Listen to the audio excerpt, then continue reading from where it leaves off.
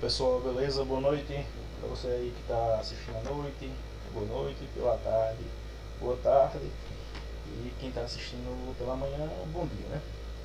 Seguinte, pessoal, retornando com alguns vídeos para o canal, né, sobre cálculo, sobre matemática em geral, né? Como eu disse em alguns vídeos atrás, faz um tempo que eu já tenho lançado alguns vídeos, e eu vou lançar outros vídeos mais nesse canal com a temática voltada mais para a matemática de ensino superior. Esses primeiros vídeos, né, que a gente tá, nesse caso, resolvendo. Então, hoje eu trouxe uma questão interessante para a gente dar uma olhadinha, que é essa questão que envolve cálculo de área, né? Esse vídeo é para você que já entende, por exemplo, derivada, é para você que já entendeu a ideia de limite, que já percebeu, já sabe lidar com indeterminações, para você que já resolve, sabe que derivada é um tipo de limite. Então esse vídeo é para você. E quem já tem uma ideia também bem interessante sobre o integral, né? O cálculo de áreas, só que já tem essa noção, então vai se dar muito bem nesse e vai entender. Quem está estudando essa parte ainda, convido a ver os conteúdos. Vou lançar alguns vídeos sobre derivada, continuar a parte de limite também, né? Para a gente construir junto esses conceitos, né? Esse é um vídeo mais de curiosidade, vai ficar em uma playlist específica e a gente vai dar continuidade à resolução de alguns problemas parecidos com esse, problemas que têm a mesma temática, não só de integral, mas também de derivada, limite também, né? Aqueles limites que são um pouco mais complicados para resolver. Então é o seguinte, o que a gente tem aqui? Nós temos duas funções nesse gráfico que dividem em pontos, ou seja, o ponto 2, 0, que é esse ponto aqui, esse ponto aqui, o ponto 2, 0, vou chamar de ponto A, e tem um ponto B aqui, ó, que é o ponto 0,6. Ou seja, as duas funções elas dividem em ponto, e a questão ela diz o seguinte, que f é uma parábola, a função f é uma parábola, a função f está, no caso, colorida de verde, e a função g é uma reta. E ele vai pedir a área que fica entre as duas funções. A área que fica delimitada entre as duas, que está pintada de amarelo. Para resolver essa questão, a gente tem que entender o conceito de integral. Integral, para quem já tem essa ideia, mas para quem não tem, está aqui vendo esse vídeo, a integral ela vai, entre outras coisas, né, ela calcula a área abaixo da função, né? Ou seja, a área que fica abaixo da função, caso a função esteja acima do eixo x. Não que a gente não calcule a área do gráfico quando ela ultrapassa abaixo do eixo x, a gente consegue fazer isso, mas vai ter um significado para a gente mais interessante, a área que fica acima do eixo x delimitada abaixo da função, ou seja, a área abaixo da função. Então eu uso a integral para poder resolver problemas desse tipo. Consequentemente, você vai ter esses dois problemas. Ele já nos deu os pontos de intersecção entre as duas funções, isso é muito importante. A gente tem que ter esses dois pontos como referência. Para quem não sabe ainda, para quem já sabe, a integral é calculada no intervalo de um ponto a outro, a integral que é definida. Como eu quero encontrar o valor da área, o valor da área é um valor específico, eu tenho que ter, no caso, esse intervalo para integrar, que no caso faz referência ao eixo x, sempre em relação ao eixo x. Aí, o que a gente faz? Eu preciso determinar as duas funções. Eu preciso saber quem são as funções, nesse caso a função f e a função g. A gente vai observar primeiramente como calcula a função g, certo? A função g é uma reta e a gente consegue fazer a função g rapidamente. Facilmente a gente consegue determinar a função g. Existem várias formas da equação da reta, né? E a gente já sabe determinar esses valores. Bora relembrar isso aqui. Vamos lá. Estamos determinando g. Você sabe que toda reta ela é do tipo da equação geral da reta, a reduzida, tem um coeficiente angular, tem um ponto que ela vai dividir, ali nós temos dois, isso é muito bom. podemos determinar a partir desses dois pontos, só basta escolher um dos dois. E a gente pode determinar o coeficiente angular, ou então a gente pode partir para o determinante, certo? Você sabe que quando você calcula o determinante da matriz que tem um ponto genérico x, y, e já que nós temos dois pontos, temos o ponto 0,6 e o ponto 2,0, eu posso montar uma matriz 3×3, completa aqui com 1, e calculo o determinante dessa matriz. As barras aqui indicam o determinante. Isso aqui tem que ser igual a 0.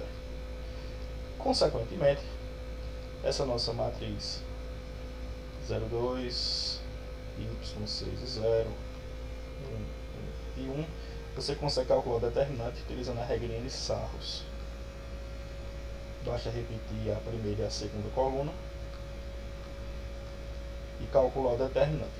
Você sabe que na diagonal principal os valores são positivos, então você fica com x vezes 6 vezes 1, daqui fica 6x, y vezes 1 vezes 2, dá 2y, e aqui dá 0. Essa daqui vai dar 0 também. Essa dá 0 e essa dá 12, positivo. Só que você troca o sinal, porque é diagonal secundária, né? E isso aqui tem que ser igual a 0, ou seja, menos 12 mais 6x mais 2y é igual a 0. Todo mundo dá para dividir por 2, né? Se você perceber aí. Então fica menos 6 mais 3x mais y é igual a 0. Como a gente quer a função, isola o y.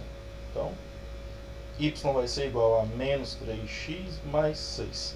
Então aqui é a nossa função g. Muito bom. Vamos dar uma olhadinha agora para determinar a função f. A função f ela é um pouco mais complicadinha porque é uma função quadrática, né? Uma parábola nesse caso. Então o que você faz? Você vai ter que ter pelo menos aí, você vai perceber que 2 é a raiz tanto da função g como da função f.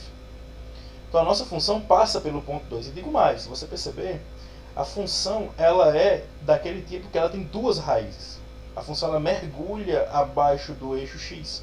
Significa dizer que daqui ela vai continuar, não, dessa ponta aqui ela vai continuar e vai, nesse caso, emergir de novo, passando de novo pelo eixo x. Ou seja, a nossa função tem duas raízes, né? Se ela tem duas raízes, já é uma dica muito grande. Por quê? Daqui a pouco eu vou falar que nós temos uma infinidade de funções que tem como raiz o 2 e que passa pelo ponto 6, né? Pelo ponto 0,6. Que corta o eixo y no valor 6. Nós temos uma família de funções que funcionaria para isso aqui. Só que nós estamos preocupados com uma função específica. A nossa função em específico, ela tem 2 como raiz, e nós sabemos que para determinar a função f, nós sabemos que a fatoração, nesse caso, de uma função, de um polinômio de segundo grau, né, que faz referência a uma equação de segundo grau ou de uma função de segundo grau. Você tem a, que multiplica x menos x1, que multiplica x menos x2. Em que x1 e x2 são as duas raízes e x é a variável, y é o valor em relação à ordenada. E esse a é aquele a que acompanha o polinômio, ax ao quadrado mais bx mais c. Para esse valor de a aqui especificamente, a gente vai adotar a igual a 1, positivo. Por que é positivo a igual a 1? Você verifica que o gráfico ele é uma parábola. O gráfico da equação de segundo grau a gente chama carinhosamente de parábola. E ele é côncavo para cima, o gráfico, né? A parábola é côncava para cima. Então esse a é 1. Então eu posso dizer que o a é 1 e eu consigo forçar o valor de x2. Porque eu já tenho x1, né? Que é uma das raízes. Então, para o a igual a 1, você tem o seguinte, temos o quê? Y, que é igual a 1, que multiplica x menos 2, que a raiz é 2 positivo, menos a da fórmula, que multiplica x menos x2. Muito bem. Aqui você vai multiplicar, só que detalhe, quando você fizer esse processo aqui, uma coisa é certa. Analise comigo. Y, o formato canônico padrão de uma equação de segundo grau é ax ao quadrado mais bx mais c. C, por definição, é o valor que a parábola corta o eixo y. Nesse caso, nós sabemos que C é 6. Então, olha só que interessante. Nesse caso aqui, nosso C é 6. Então, y vai ser igual ao... O a já é 1, que eu já chamei a de 1. Então, nós temos x ao quadrado mais bx mais 6. Ou seja, a gente sabe que a multiplicação de 2 vezes x2, quando eu fizer essa multiplicação aqui, nós teremos o seguinte, ó. Fazendo a multiplicação, teremos x ao quadrado, aí x vezes x2, e vai dar menos x, x2, x, 2 vezes x dá menos 2x, e menos 2 vezes menos x2 dá mais 2x2. Agora, olhe bem para isso aqui, ó. Esse 2 vezes x2 é 2 vezes a segunda raiz. A segunda raiz eu não sei quanto é que dá, não sei quanto é ainda. Mas eu sei que esse termo aqui, ó, ele tem que ser igual a 6. Então, 2x2 é igual a 6. Consequentemente, o meu x2 é igual a 3. Ou seja, x2 é, no caso 3, é a nossa segunda raiz. Certo? Então, como é que a gente fica com a nossa função? A nossa função f de x, que é igual a y, é igual a x ao quadrado. Aí, ó, perceba, né? Menos x vezes x2, que é menos x vezes 3, dá menos 3x, menos 2x, que dá menos 5x. Então, o segundo termo já aparece de bandeja aqui. Menos 5x mais 6. Que é a nossa função f. Certo? Temos aqui nossa função f. Perfeito. Temos as duas funções. Agora a gente precisa de quê? Precisamos nos valer do conceito de integral. Integral, ela calcula a área abaixo do gráfico. Como nós temos duas funções, eu vou subtrair uma função pela outra e tirar a integral, nesse caso no intervalo de 0 a 2. Então, olha só que interessante. Então, nós iremos calcular a integral, uma certa integral de a até b, do módulo da primeira função, f de x menos g de x. Vou já dizer por que é módulo, dx. Por que a gente faz o módulo da subtração das duas funções? Porque uma função está por cima e a outra está por baixo. Por que a gente bota módulo? Para evitar que apareça um valor negativo. Nós não queremos uma área negativa. Então você bota módulo para poder garantir que o valor será positivo. Uma dúvida caso vocês tenham aí. Se eu mudar a ordem delas, vai interferir? Não. Se você fizer g de x menos f de x, botou o módulo, vai dar o mesmo resultado. Certo? Não altera o resultado. Então, ó, o que nós temos? Temos a integral que vai de 0 até 2, do módulo da função f de x, que é x ao quadrado menos 5x mais 6. Então, pega a função aqui, ó, x ao quadrado menos 5x mais 6, menos a função g de x. A função g de x que é menos 3x mais 6. Então, menos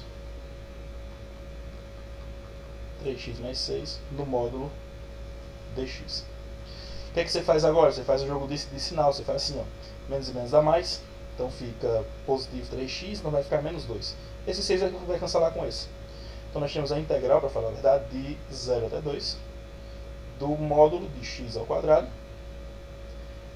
menos 5x mais 3x é menos 2x, no módulo dx. Como, para facilitar, eu não vou usar o módulo até o final. Eu vou fazer o quê? Eu vou pegar de 0 a 2, mesmo realmente, de x ao quadrado menos 2x. Se precisar, a gente muda o sinal no final.